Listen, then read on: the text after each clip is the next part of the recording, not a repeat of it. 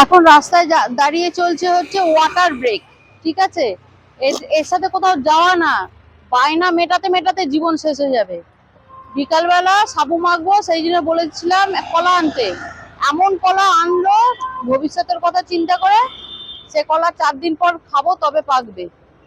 এখন আমাকে রেখে রেখে খাওয়া অতটা কলা নিয়ে এসছি।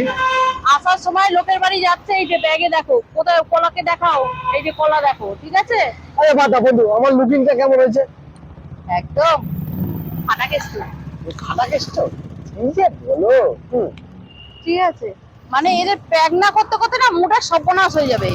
এই চাই ওই চাই সেই চাই। জল খাওয়া হয়েছে? হ্যাঁ, তুমি খাবে একটু? না, আমার উপোস জানো তো, সেই তো সন্ধ্যাবেলা করবো। আচ্ছা, নাটক করছো নাকি? চলো।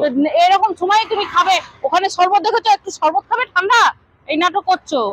এই জিনিসগুলো এই সময়ই করো।